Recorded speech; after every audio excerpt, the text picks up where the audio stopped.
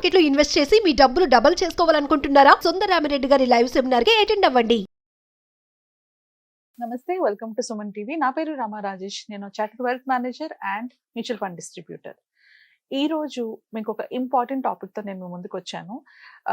మనం లైఫ్ లో చేసే ప్రతి పనికి కూడా రూల్స్ ఉంటాయి. అంటే మార్నింగ్ స్కూల్కి వెళ్ళేటప్పుడు స్కూల్లో కొన్ని రూల్స్ ఫాలో అవ్వాలి, అలానే ఆఫీస్లో కొన్ని రూల్స్ ఫాలో అవ్వాలి.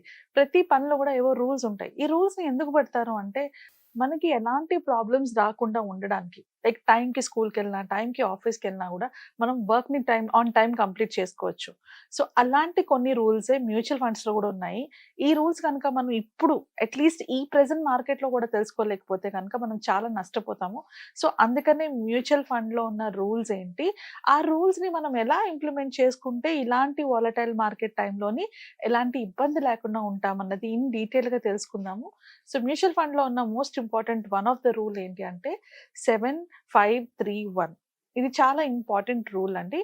ఈ రూల్ గురించి ఒక్కొక్కటిగా మనం తెలుసుకుందాం, ఇన్ డీటెయిల్ గా అర్థం చేసుకుందాము. ఇదే రూల్ ని కనుక ఇంకేమీ ఫాలో అయినా అవ్వకపోయినా ఈ రూల్ ని ఫాలో అయ్యి మీ ఇన్వెస్ట్మెంట్స్ చేసుకున్నా కూడా మీరు అట్లీస్ట్ మంచి రిటర్న్స్ తో ఎండ్ అవుతారు. అంటే మనం కొన్నిసార్లు ఏం చేస్తామంటే చిన్న చిన్న వాటిని కాంప్లికేట్ చేసుకుంటాము. మన ఇన్వెస్ట్మెంట్స్ కానీ రిటర్న్స్ ని కానీ కాంప్లికేట్ చేసుకోవడం వల్ల మనం నష్టపోతుంటాము. అలా కాకుండా సింపుల్ గా ఈ రూల్ ఫాలో అయినా కూడా మనం మంచి రిటర్న్స్ తోనే మన వెల్త్ జర్నీని కంటిన్యూ చేయొచ్చు. సో ఈ 7-5-3-1 లోని ఫస్ట్ 7 అంటే ఏంటి? మనం ఎప్పుడైనా కూడా ఈక్విటీ మ్యూచువల్ ఫండ్స్ లో ఇన్వెస్ట్ చేసేటప్పుడు మినిమం 7 ఇయర్స్ మైండ్ లో పెట్టుకొని ఇన్వెస్ట్మెంట్స్ చేయాలి. ఈక్విటీ మ్యూచువల్ ఫండ్స్ అంటే ఏంటి? ప్యూర్ ఈక్విటీ అన్నమాట. అంటే large cap, small cap, mid cap, flexi cap, ఇవన్నీ ప్యూర్ ఈక్విటీలోకి వస్తాయి. ఈ ప్యూర్ ఈక్విటీ ఫండ్స్ లో ఉన్న ఏ ఫండ్ లో మనం ఇన్వెస్ట్ చేసినా కూడా మినిమం 7 ఇయర్స్ టైం ఫ్రేమ్ పెట్టుకోకుండా అందులో ఇన్వెస్ట్ చేస్తే ఇలాంటి షార్ట్ టర్మ్ వాలటిలిటీ టైంలోని చాలా నష్టపోతాము. సో ఎప్పుడైనా కూడా ఈక్విటీ ఇన్వెస్ట్మెంట్ లాంగ్ 7 ఇయర్స్ ఉండాలి అనేసి. ఎందుకు 7 ఇయర్స్ ఉండాలి అంటే ఎగ్జాంపుల్ చెప్తున్నాను. నిఫ్టీ 50 అంటే ఇండియాలోనే టాప్ 50 కంపెనీస్ అయిన నిఫ్టీ 50 కూడా దేర్ ఆస్ అ టైమ్, అంటే 1999 నుంచి 2003 ఆ టైంలోని అది ఎక్కువ రిటర్న్స్ ఇవ్వలేకపోయింది. సో అలాంటి సిచ్యువేషన్స్ మనకి రిపీట్ అవుతూనే ఉంటాయి. మనం ఇన్వెస్ట్ చేస్తున్న ఈక్విటీ మ్యూచువల్ ఫండ్స్ అంటేనే stock market investment. Stock market లో మనం ఇన్వెస్ట్ చేసేటప్పుడు ఇలాంటివి కంపల్సరీగా జరుగుతూ ఉంటాయి. సో అంటే ఇప్పుడు మేము చేసిన అనాలిసిస్ లో మాకు తెలిసింది ఏంటి అంటే మోర్ దాన్ 7 ఇయర్స్ కనుక ఎవరైనా ఇన్వెస్ట్మెంట్ చేసి ఉండగలిగినప్పుడు వాళ్ళకి వాళ్ళ క్యాపిటల్ ఏదైతే ఉంటుందో అది ఖచ్చితంగా నెగటివ్ లోకి అయితే వెళ్ళదు. మనకి మోర్ దాన్ 6-7% రిటర్న్స్ ఈజీగా వస్తాయి. అంటే సిఏజిఆర్ మోర్ దాన్ 6-7% ఈజీగా వస్తాయి. So 7 years is the minimum time period where you need to invest. So అలాగని 6-7% వస్తుందా అంటే కాదు. అసలు మ్యూచువల్ ఫండ్ రిటర్న్స్ ఎలా క్యాలిక్యులేట్ చేస్తారు అంటే ఎప్పుడైనా కూడా మ్యూచువల్ ఫండ్స్ రిటర్న్ క్యాలిక్యులేషన్ కి మన జీడిపి, అంటే Indian economy GDP plus inflation, ఇవి రెండు కలిపితే వచ్చిన నెంబర్ ఏదైతే ఉంటుందో అది మినిమం రిటర్న్స్ అవుతాయి. సో రైట్ నౌ మన జీడిపి ఎంత ఉంది, రైట్ నౌ ఇన్ఫ్లేషన్ ఎంత ఉంది, ఈ రెండింటికి కలిపి వచ్చిన దాన్ని బట్టి ఇప్పుడు కరెంట్ మార్కెట్ లో మనకు వచ్చే రిటర్న్స్ ని మనం ఎస్టిమేట్ చేయొచ్చు అనమాట. సో ఇప్పుడు రైట్ నౌ ఉన్న మార్కెట్ ప్రకారంగా మనకి రిటర్న్స్ తక్కువలో తక్కువ 10-12% అయినా మనకి ఖచ్చితంగా వస్తాయి. 12 నుంచి ఎక్కువ మనం పెట్టే ఫండ్స్ బట్టి, మనం తీసుకునే టైం ఫ్రేమ్ బట్టి డిపెండ్ అయి ఉంటుంది. సో మోస్ట్ ఇంపార్టెంట్ రూల్ ఏంటి? 7 ఇయర్స్ పాటు ఉండగలిగితేనే equity mutual funds, pure equity mutual funds లోని ఇన్వెస్ట్ చేయాలి. ఇది మైండ్ లో పెట్టుకోండి. అండ్ రూల్ నెంబర్ 2 వచ్చేటప్పటికి 5 డిఫరెంట్ కేటగిరీస్. మనకి చాలా డిఫరెంట్ కేటగిరీస్ ఉంటాయి మ్యూచువల్ ఫండ్ లోని. ఎస్పెషల్లీ ఈక్విటీ మ్యూచువల్ ఫండ్స్ లోని మనకి మోస్ట్ ఇంపార్టెంట్ 5 కేటగిరీస్ ఏంటి అంటే flexi cap, mid cap, large cap, small cap and international funds కానీ or small and mid cap funds కానీ పెట్టుకోవచ్చు. సో ఇంతకు మించి ఈ 5 కేటగిరీస్ కాకుండా వేరే కేటగిరీస్ ఉంటాయి. ఎస్పెషల్లీ సెక్టోరియల్ ఫండ్స్ అని, థీమాటిక్ ఫండ్స్ అని, ఇట్లాంటి వాటిని అవాయిడ్ చేయాలి. రీజన్ ఏంటి అంటే ఇన్ ద హిస్టరీ మేము చేసిన రీసెర్చ్ లో మాకు తెలిసింది ఏంటి అంటే ఏ సెక్టర్ కూడా మోర్ దాన్ 5-6 ఇయర్స్ పర్ఫామ్ చేయలేదు. ఒకప్పుడు బ్యాంకింగ్ బాగా పర్ఫామ్ చేస్తే ఇంకొక టైంలోని ఫార్మా బాగా పర్ఫామ్ చేస్తుంది, ఇంకొక టైంలోని మనకి ఐటీ బాగా పర్ఫామ్ చేస్తుంది. సో ఎప్పుడు ఏ సెక్టర్ బాగా పర్ఫామ్ చేస్తుందని మనం ఐడెంటిఫై చేయలేం. కాబట్టి అలా ఐడెంటిఫై చేయగలిగే వాళ్ళు, అంటే ఎవరైతే కాన్స్టెంట్ గా మ్యూచువల్ ఫండ్ ఇండస్ట్రీ మీద స్టడీ చేస్తూ ఉంటారో అలాంటి వాళ్ళు చేయగలరు. రెగ్యులర్ నార్మల్ ఇన్వెస్టర్స్ ఎవరైతే ఉంటారో అలాంటి వాళ్ళు సెక్టోరియల్ అండ్ థీమాటిక్ ఫండ్స్ నుంచి ఎంత దూరంగా ఉంటే అంత బెటర్. సో ఎక్కువ మనం ఇన్వెస్ట్ చేసే ఫండ్స్‌లో గనుక సెక్టోరియల్ థీమాటిక్ ఫండ్స్ ఉంటే యూ ఆర్ రిస్కింగ్ యువర్ మనీని ఎక్కువ రిస్క్ చేస్తున్నారు. సో వాటిని కాకుండా మీరు ఇన్వెస్ట్ చేసుకున్న ఈ 5 కేటగరీస్, మిగిలిన 5 కేటగరీస్ అంటే large, small, index funds, small and mid cap or flexi cap or international funds. ఇంతకు మించి వేరే కేటగరీస్ మనకు ఉండాల్సిన అవసరం లేదు. అండ్ అలానే మనం ఇన్వెస్ట్ చేస్తున్న పీరియడ్ బట్టి మన కేటగరీస్‌ని సెలెక్ట్ చేసుకోవాలి. ఒకవేళ మనం స్మాల్ అండ్ మిడ్ క్యాప్‌లో గనుక ఇన్వెస్ట్ చేస్తే అది ఖచ్చితంగా మోర్ దాన్ 10-15 ఇయర్స్ ఉండగలిగినప్పుడే స్మాల్ అండ్ మిడ్ క్యాప్ ఫండ్స్‌కి వెళ్ళాలి.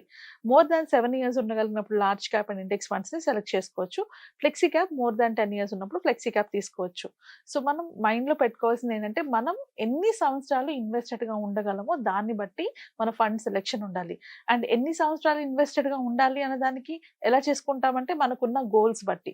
ఇప్పుడు నాకున్న గోల్స్ ఇంకెన్ని సంవత్సరాల్లో నేను రీచ్ అవ్వాలి, అన్ని సంవత్సరాల్లో రీచ్ అవ్వాలంటే నేను ఎలాంటి ఫండ్స్‌లో పెట్టుకోవాలి. సో కేటగిరీకి ఒక్క ఫండ్ చాలండి. సో మాక్సిమం 5 ఫండ్స్ కన్నా ఎక్కువ అవసరం ఉండదు. చాలా మంది అంటే అడ్వైజర్స్ చెప్పారనో లేకపోతే ఇంకేదో రీజన్స్ వల్ల ఒక్కొక్కరి పోర్ట్‌ఫోలియోలోని ఎక్కువ ఫండ్స్ ఉంటాయంటే ఒక 10 నేను చూసాను అలాంటి వాళ్ళు. అంటే 15 ఫండ్స్, 20 ఫండ్స్, 30 ఫండ్స్ అట్లా ఇన్వెస్ట్ చేసుకుంటూ ఉంటారు. బట్ అన్నేసి ఫండ్స్ ఇన్వెస్ట్ చేయడం వల్ల వచ్చే నష్టం ఏంటి అంటే మనం ఓవర్ డైవర్సిఫికేషన్ చేసేస్తున్నాము. అంటే ఏంటి, ఉన్న ప్రతి ఫండ్‌లోని పెట్టుకుంటూ వెళ్తున్నాం. కొన్నిసార్లు ఫండ్ ఓవర్‌లాప్ కూడా అవుతుంది. అంటే నేను పెట్టిన సేమ్ ఫ్లెక్సీ క్యాప్ ఫండ్‌లోని ఈ ఫండ్ ఏలోని, ఫండ్ బిలో రెండిట్లో కూడా నాకు 60% large cap or 70% large cap ఉంది అంటే, అండ్ ఆ లార్జ్ క్యాప్ ఫండ్స్‌లో కూడా బోత్ సేమ్ టు సేమ్ ఉన్నాయంటే నేను 2 ఫండ్స్ పెట్టుకోవడం వల్ల యూజ్ ఏంటి? సో అది అర్థం చేసుకోండి. మనం ఎంత తక్కువ ఫండ్స్ పెట్టుకుంటే అంటే ఒక 5-6 ఫండ్స్ ఆర్ మాక్సిమం 8 ఫండ్స్ వరకు పెట్టుకోగలిగినప్పుడు మనం వాటిని ట్రాక్ చేసుకోగలం. ట్రాకింగ్ అంటే ఏం చేయాల్సిన అవసరం లేదు. ఆ పర్టిక్యులర్ ఫండ్ యొక్క బెంచ్ మార్క్ ఫండ్ కన్నా ఎక్కువ పెర్ఫార్మ్ చేస్తుందా లేదా, ఇంతకు మించి ట్రాకింగ్ చేయాల్సిన అవసరం ఉండదు.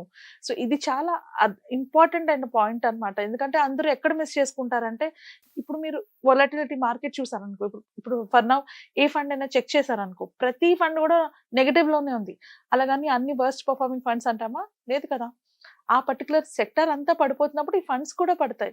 మనం అబ్జర్వ్ చేయాల్సింది ఏంటి అంటే కన్సిస్టెంట్‌గా ఆ సెక్టార్‌లోని అంటే ఆ సెక్టార్‌లో పడుతున్న ఆర్ ఆ పర్టిక్యులర్ బెంచ్ మార్క్ కన్నా మన ఫండ్స్ ఎక్కువ రిటర్న్స్ ఇస్తున్నాయా లేదా? ఈ పాయింట్‌లోనే మనం ఆలోచించుకొని మన ఫండ్ సెలెక్ట్ చేసుకోవాలి. ఖచ్చితంగా 100% టాప్ పర్ఫార్మింగ్ ఫండ్ అవసరం లేదు. బెంచ్ మార్క్ కన్నా కన్సిస్టెంట్‌గా వచ్చినా కూడా ఆ ఫండ్‌ని కంటిన్యూ చేయొచ్చు. చాలా మంది ఏం చేస్తారంటే టాప్ పర్ఫార్మింగ్‌లో లేదని వాటిని అంటే స్టాప్ చేయడం చేస్తూ ఉంటారు. అలా చేయొద్దు. మీరు పెట్టిన ఫండ్స్ బెంచ్ మార్క్ ఫండ్ కన్నా బెటర్‌గా ఉందా లేదా? అది బెటర్‌గా లేకపోతే, అది కూడా 3 కన్సిక్యూటివ్ ఇయర్స్ బెటర్‌గా లేకపోతే అప్పుడే మనం ఆ ఫండ్ నుంచి ఎగ్జిట్ అవ్వాలి. లేకపోతే ఫండ్ నుంచి ఎగ్జిట్ అవ్వాల్సిన అవసరం ఉండదు. And most important third rule ఏంటి అంటే ఇన్వెస్టింగ్ ఫేజ్‌లోని ఈక్విటీ ఇన్వెస్టింగ్ ఫేజ్‌లోని మనకి 3 ఫేజెస్ ఉంటాయి. ఇది చాలా ఇంపార్టెంట్. ఇది అర్థం చేసుకోవాలి.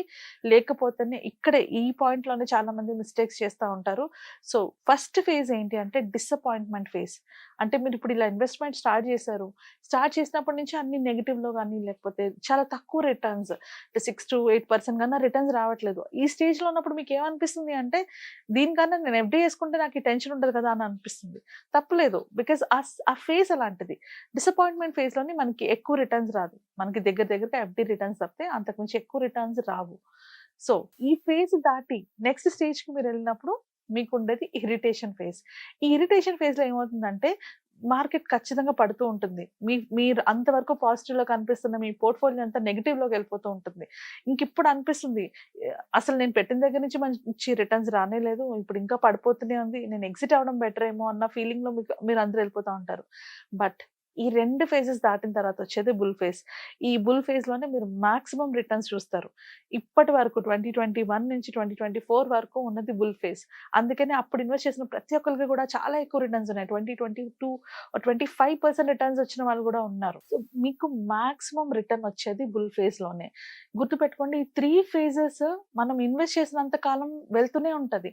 సో బుల్ ఫేజ్ తర్వాత మళ్ళీ డిసప్పాయింట్‌మెంట్ ఫేజ్ వస్తుంది. మళ్ళీ డిసప్పాయింట్‌మెంట్ ఫేజ్ నుంచి మళ్ళీ మార్కెట్ వాలటిలిటీ ఫేజ్ వస్తుంది. అంటే ఇరిటేషన్ ఫేజ్ వస్తుంది. ఈ 3 ఫేజెస్ కంటిన్యూయస్‌గా మనకి వస్తూనే ఉంటాయి. అండ్ దట్ ఈస్ హౌ మన ఇన్వెస్ట్‌మెంట్ జర్నీ ఉండాలి. ఈ 3 ఫేజెస్‌లో కూడా మనం ఎమోషనల్లీ ఇంబాలెన్స్ అవ్వకుండా ఉండాలి అంటే goal based financial planning is the only way.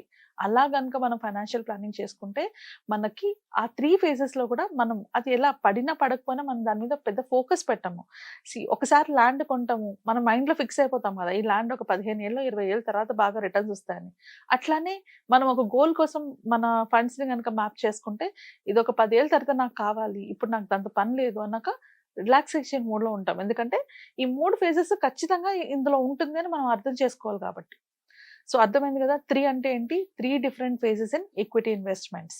And last is 1. Every year me income పెరుగుతున్న ప్రతిసారి 1% ఇన్‌కమ్ పెరిగినంత చేయక్కర్లేదు. జస్ట్ 1% ఎవ్రీ ఇయర్ మీరు మీ సేవింగ్స్ అండ్ ఇన్వెస్ట్‌మెంట్స్‌ని ఇంక్రిమెంట్ చేసుకుంటూ వెళ్ళాలి. అలా 1% ఇంక్రిమెంట్ ఎవ్రీ ఇయర్ మీరు ఇన్వెస్ట్ చేసినంత కాలం చేసుకుంటూ వెళ్ళిన ఇర్రెస్పెక్టివ్ మార్కెట్ పడిందా, పడలేదా అనేది పక్కన పెట్టి ఇన్వెస్ట్ చేసుకుంటూ వెళ్తే డెఫినెట్‌లీ మీకు వెల్త్ ప్రొఫైల్ ఆర్ మీ ఫైనాన్షియల్ ప్రొఫైల్, ఇన్వెస్ట్‌మెంట్ ప్రొఫైల్‌లోని మంచి స్టీప్ రిటర్న్స్ చూస్తారనమాట. సో ఈ 7, 5, 3, 1 ఐ హోప్ ఈ రూల్ మీకు అర్థమైంది అనుకుంటున్నాను. ఈ రూల్‌ని ఫాలో అవ్వగలిగితే డెఫినెట్‌లీ మీకు మంచి రిటర్న్స్ వస్తాయి. సో ఇలాంటి ఎంతో ఇంట్రెస్టింగ్ అప్డేట్స్‌తోని, టాపిక్స్‌తోని నేను మళ్ళీ వస్తాను. అంటిల్ దెన్ నమస్తే.